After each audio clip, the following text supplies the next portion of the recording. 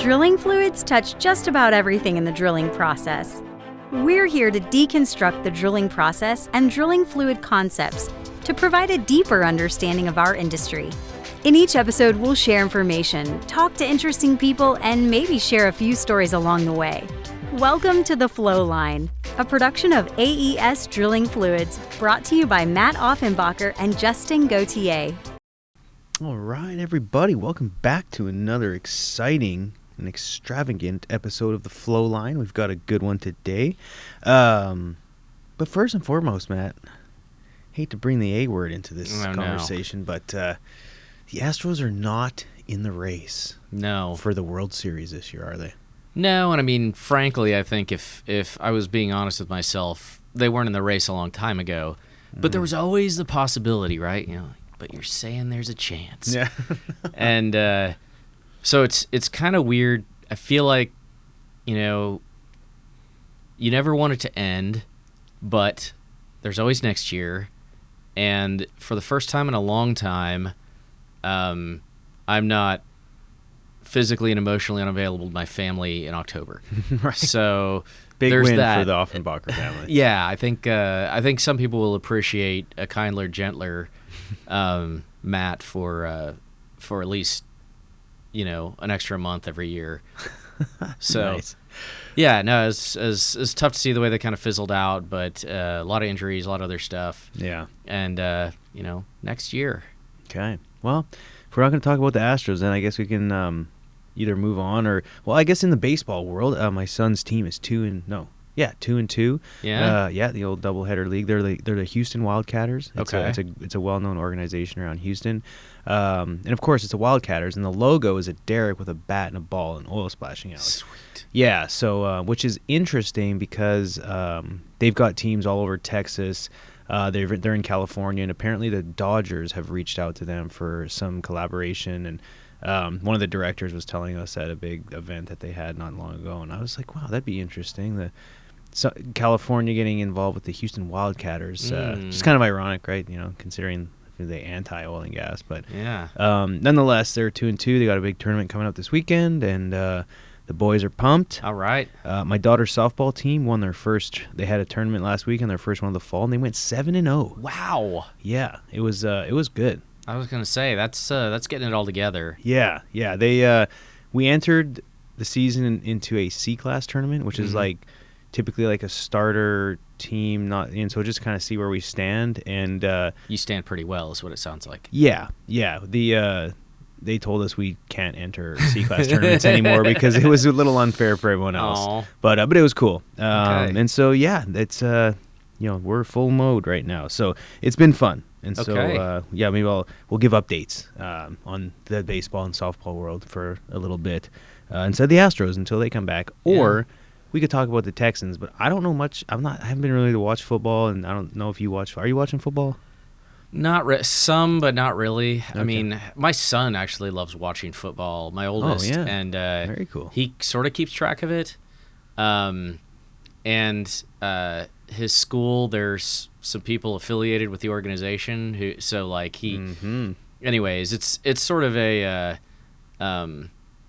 I would say I feel obligated to keep better track now, and I really want to take him to a game this year. Yeah. So Very good. hopefully I'll get my act together and get on that. But Right. it's been tough sledding for them. Hopefully, you know, but we've never had expectations for them because every time we get our hopes up, Yeah. it ends in misery. So, you know, there's that. Is he interested in like even flag football? Is he like into wanting to play, or is he just enjoying observing? I think he just likes watching the games. Yeah. I mean, he's very much he's playing soccer now. We did t-ball last year. Yeah. He's very much a anywhere the wind blows kind of kid, it seems. But he seems like when the times I've seen him, he seems like a high energy type kid to where I feel like he would do well in environments like that. Yes, well, he wants to run. He just doesn't want to run like under any constraints. Like football might be good. We were at a high school basketball game, and during halftime he goes, "Dad, can I do run around the arena?" And I was like, I mean, I guess if you want. And so he just goes down to the bottom of the bleachers and just starts running. and does like a full lap all the way around. And, like there's other people doing things kind of like, hey, watch out, Yeah. And he just comes back. Zigging like, and zagging through the and he's crowd. like, thank you. It was like, okay. He's got some energy pent up that he needs to release. I think soccer is that's a good chance, but like I think once again he needs to learn that there's a ball that you're supposed to get involved with. So I'm just gonna run. Yeah. That's great. Well, hey, look, that's all in good fun. But anyway, the Texans, I think they're, I don't know, what are they, 1-3 or something? Or something like that. Yeah. Anyway, clearly I haven't been paying attention. But last thing I'll say on the sports side, this weekend, when this drops, this will have already played, but the U of H plays Texas Tech, which is a big deal, I would say, in Houston sports world coming up. That's probably one of the bigger ones. So, yes, and it's cool to get excited about that. Yeah, I mean, if Houston somehow pulls this off, it'll be good for everyone, especially U of H. I mean, they've been decent, and that would kind of, I feel like, put them on the map a little bit more. So that'd be fun. Yes, although we have a substantial listener base that are Texas Tech alums or fans, right, and we respect and appreciate your fine institution. Yes, that too. I don't know. I have no. I mean, again, I'm being from Canada, I don't really care. And doing grad school, University of Colorado, I should be a Buffs fan, but I think I've watched maybe one game. So anyway, I digress. Nonetheless, let's talk drilling fluids. I think we've done our close to 8-minute banter at 6. But some of the best episodes come from listeners, and of course conversations that you may have at Mud School. But it sounds like we had a gentleman who finished Mud School, and you asked him the question, what was the hardest part? And he proceeded to tell you about clay chemistry. And so good conversation. I mean, congrats. We're not going to throw out your name there just out of respect for your own privacy, but thank you for the message. And, you inspired our episode to talk about mud schools in the first place. And so when you sent me the message that you graduated, that's exciting. And the other part of it, you said, I was real curious what you found to be the hardest part. And you said, well, clay chemistry was tough. And I was like, you know what? We got to do a podcast today. What if we go through this, which honestly, it's a pretty visually driven thing, so we'll see how this goes, but at the very least we'll try and do a little primer and help people think through clays and sort of why they behave the way they do, and who knows, maybe it'll inspire some other listener questions and we can dig into that too. And at the very least, just kind of a refresher and kind of blow the dust off a topic that you learn in Mud School, but it's not like you're running around a drilling rig talking about clay chemistry, right? No. So it'll be a good refresher for me, even personally. I haven't talked about this in a while, but that said, let's get this thing going. So Matt, how would you firstly describe what clay chemistry is, just broadly speaking? So there's a lot of different clay minerals, and there's a lot of arguments to be had about which one is which. But when you break down categories, the main area we need to talk about when we're talking about how a lot of the materials we use are going to be silicates. And even that's broken into a couple of categories, and one that we're not going to go into much of detail on are called chain silicates. These would be like attapulgite and sepulite. You're sort of like needle-shaped. They don't interact a ton with water. They like salt gel, right? Like it shears and yields, but it's not actually hydrating per se. The ones we want to talk about with water interaction and a lot of the things that we drill through that give us a hard time would be called layer silicates. So examples. You may have heard these before: kaolinite, smectite, illite, chlorite, mica. And so, believe it or not, they're special because they are composed of layers. Yes. That's why they're called layer silicates. And in essence, you've got basically two different types of layers, and one is silica. So think of a pyramid, a tetrahedron. It's got oxygens on the outside and then silicon on the inside. Or you have an octahedron. That means an eight-sided shaped thing. And it's got hydroxyls, OHs around it, with aluminum or magnesium inside. And basically the patterns of how the silicate and the aluminum or magnesium layers, how they're stacked, sort of tells you what they're made of and how they behave. So then we got to break it down by the ratio, the layers that we get. Okay. And stay with me here for a minute. And I think as we get through this, you'll start to understand how these interactions with water and things happen. But so you have those silicon and aluminum magnesium layers, and the ratio. So for example, if I have one silicon, one aluminum, magnesium, like repeating. That's called a 1-to-1, right? Because I have one layer to one. So that would be like kaolinite, a 2-to-1. So 2 silica layers, and you got an aluminum magnesium layer in like sandwiched in between. That would be like smectite or illite. And then and remember smectite. I don't want to get too far ahead of us. That's a really like water sensitive clay, right? That sandwich part will sort of be relevant. And then chlorite, which is another material that we drill through, depending on who you want to argue with, it's a 2-to-2 or 2-to-1 layer, because what it has, it has the sort of silica, aluminum, silica like sandwich, and then it has another layer of magnesium hydroxide or brucite. And so that sort of sandwich is repeating. So anyways, you've got those layers, and then what happens is, depending on the material, you can have these shifts in charges. And this is where we start getting things where things get attracted to one another. And that's where, in the drilling fluid space, that's where we really start to see things happen. Yeah, I mean, this is where when we get into inhibition, you'll say, oh, okay, I understand how these products work a little bit more because of the charges on the clays. Hopefully. Right. Okay. Well, let's kind of dive into the charges piece then. Yes. So let's say I've got an aluminum layer, and I swap one of those aluminum, so Al3+, for magnesium. Well, what happens is that's Mg2+. So I've got an extra electron. So now I've got a negative charge. It could be that those hydroxyls I mentioned are on the outside. At a low pH, they lose a hydrogen, and so they're leaving O-. So I've got negative spaces, right? So on these negative surfaces of a clay layer, it creates potential for cation exchange, which, remember, we measure that cation exchange capacity on our MBT test. Yeah. So if I got a -1, I might, let's say, for example, pick up a sodium. So there's a sodium sitting there. And think about this happening over like tons and tons of surface area over and over again. But what ultimately happens is, on the edges, I've got those silica on the or aluminum at the edge, so that's positive, like Si4+, Al3+. Inside, on the surface, think of like, once again, a plate or something, very like edges versus surface. Edges positive, surface negative. So the surface is where I can pick up these other cations because I have these negative charges.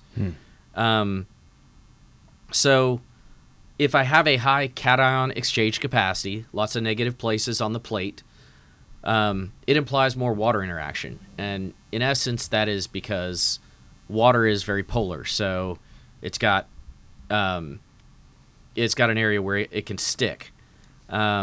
The other thing you have to keep in mind is, just by the size and nature of these clays, like smectite and illite have much higher surface areas, so more areas for water to stick to it. Right. Kaolite and chlorite not as much. I'm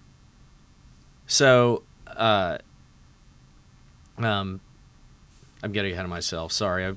But anyways, this is where these cations can exchange. So you think about sodium. Well, for example, we've talked about this in the past. The sodium ion, that radius is big enough that water can get in there, and basically want to stick, and that will cause these clay layers to separate. Which would then increase viscosity? It could increase viscosity because they're interacting. We could be swelling. Sometimes they break apart entirely. But it allows that water to fit in and also expand and create that space. Got it. Okay. Now, let's pretend I was going to, this is where potassium, for example, if I can swap that potassium for sodium, the layers get closer together because potassium has a smaller ionic radius, too small for water to fit in, and now I've got some inhibition. Right. Okay. The other thing is low pH. So at low pH, those hydroxyls on that outer layer lose a hydrogen, and so that leaves like an O, or it leaves an O-. You got these H pluses floating around, so it's more acidic. This is why when clays are, we drill surface, we normally don't want a really high pH because all that gumbo-y stuff we're drilling through. Yeah. it's because basically we're neutralizing that, and that will cause the clay to break apart. So pH can have an effect on that kind of thing, water sensitivity. So in essence, water leads to expansion, and this just causes swelling. Some clay layers don't have any exchangeable cations. So smectite has a ton. That's why we always talk about how reactive it is, right? Something that may be less water sensitive, like kaolinite, it has no exchangeable cations. Chlorite only has that magnesium hydroxide, or AKA the brucite layer, and then illite, the only exchangeable cation is potassium. So water doesn't really want to get in there as well. But I think the reality is, from a water sensitivity perspective, we're talking about these pure states, like pure Montmorillonite, pure smectite, pure illite, right? A lot of our stuff is mixed together, which means you can study these rules as well as you want, but the mechanism is probably going to be present to some degree no matter where you're drilling. Right. Like, you might not have a lot of smectite, but it's there, but it may be mixed with some other things. And so that may affect your drilling, it may not. And this is why we ultimately, instead of just like, oh, you got a lot of smectite there, it's like, okay, well, let's test how it responds to an additive, instead of just being like, oh, just add this stuff then. Right. Because the behavior is going to change when you've got a combination of things. Right, which, downhole, you're always getting kind of a blend of a lot of different stuff. Exactly. And so, I mean, water sensitivity is one thing. Sometimes these things can, become brittle and break apart or disperse. But what we're trying to do when we have exchangeable cations, when we can offer some inhibition because we have those in our clay layer, I mentioned we're trying to either shrink the space by providing a different exchangeable cation. So swap sodium for potassium is a very common one. There's other additives, other salts. Calcium is another one that has a smaller ionic radius that it is tight enough that water can't fit between the layers, and so that helps us provide some inhibition. Another one we talk about is anionic polymers like PHPA. We use that all the time, right? And it works pretty great for a lot of inhibition. Mm-hmm. What is it? It's an anionic polymer. And what that means is it's got a negative charge. Remember how you mentioned the edges of clays are positively charged? Right. So that stuff wants to stick all over the sides of that clay and basically create a very thin film barrier that water can't pass through. Okay. So instead of getting the clay layers tight together, what we're doing is we're just covering up the edges. Gotcha. And then like an amine. So amines are cationic, which means they go in and they stick. But amines have a bunch of sites. It's not just one potassium ion. Okay. They got a bunch of stuff that wants to stick to everything, and that's why they work as really good shale inhibitors. Is they'll stick all over and draw that clay platelet together. So think of a longer chain than just one ion.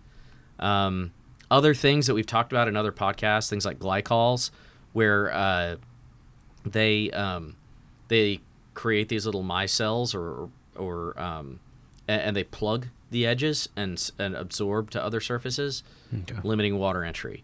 And then silicates, the other one that's worth mentioning is when you know your clay is natively acidic, running something that's very high pH, and when it encounters an acidic region, it precipitates into calcium or magnesium silicate and forms a solid, so blocking water entry. That precipitate is sort of forming your inhibition mechanism. Okay. So a lot of different ways that can work, and a lot of those things you work together. Like you'd have some potassium, but you might also add a cationic polymer or an amine. Right. So anyways, like, hopefully my goal here, as abstract as that may have come across, was to try and link the nature of these charges with how they interact with water and how we can stop it. Right. How'd I do? Yeah. No, I think went very well. And when Okay. you look at, and it kind of take it one step further, is in the product development and understanding how to, if you do have, like, clay chemistry is one thing, is the simple is, we have a bag of gel and you add water and here's how it's happening and here's how it's increasing viscosity. But a lot of this is important to understand how to do either fluid design or product design, which inhibitor to use. And so that's where, when you try and tie it into the real world, outside the lab, I think of that, like, would you say you guys spend a lot of time understanding the clay chemistry to design different products or when to select different inhibition packages? Absolutely. Okay. And so, for example, we've encountered, we've been running all this X-ray diffraction, and you can do a secondary step called a clay slide, and you get detailed information on exactly what type of clay you're drilling through and that sort of thing.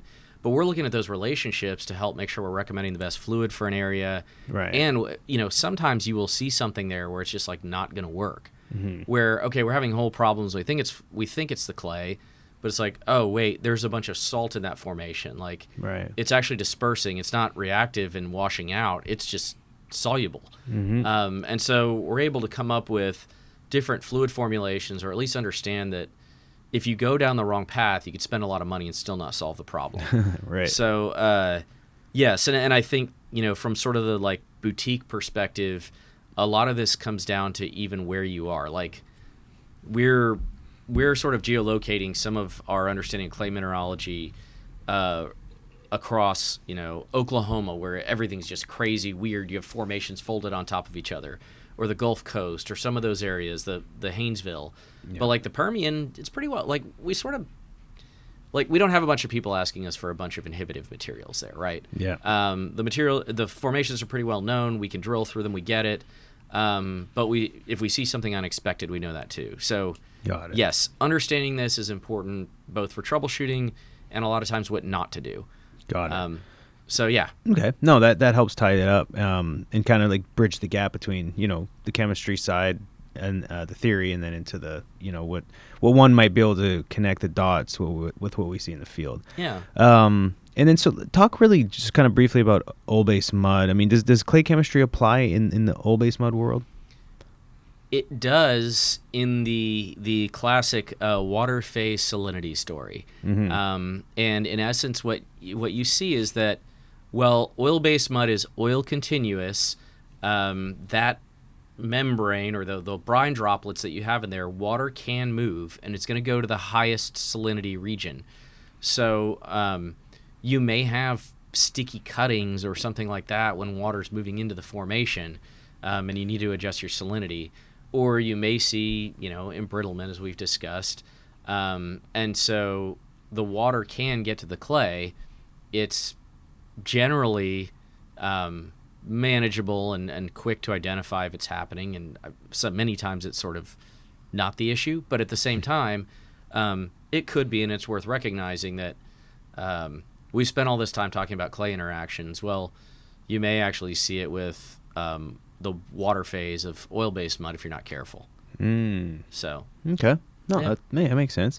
And then there you have it. I mean, a good 15-minute rundown of clay chemistry. I'm sure you probably spent a little more time than that in mud school on it, but I think we hit the high notes. And of course, if anyone has any questions, or if the listener who's sort of asked us a couple questions already about this stuff wants to dive deeper, heck, I'm sure we could do a full episode on just inhibition or just water sensitivity charges. Yeah. But again, it's as you can tell, it gets pretty in the weeds, and so but happy to do so if anyone has any questions. Yes, but we also recognize that many of you listen to these podcasts driving home from your days off, and we want you to stay awake for that whole time. So right. We'll do our best. Yeah, exactly. And with that being said, always appreciate you listening, subscribing. Just the feedback has always been great. Any questions, please reach out to Matt and I over LinkedIn, or you can reach us at the Flowline podcast at aesfluids.com. Connect with the AES Fluids page. We've had some great, just content continues to get poured out. We just released one on Tenaha, a video. Some of our, kind of comical commercials that send the message about allowing engineers to sleep at night and giving their time back is a good chuckle. But that being said, folks, appreciate it. Drive safe if you're out there on the road. And until next time, cheers. Take care. Thanks for listening. Please tune in next week for another exciting episode of The Flowline. And remember, may your returns always be full and your trips always smooth. Views expressed in this program belong to participants and not their employees. The program is for informational purposes only and cannot take the place of seeking professional advice. Copyright AES Drilling Fluids.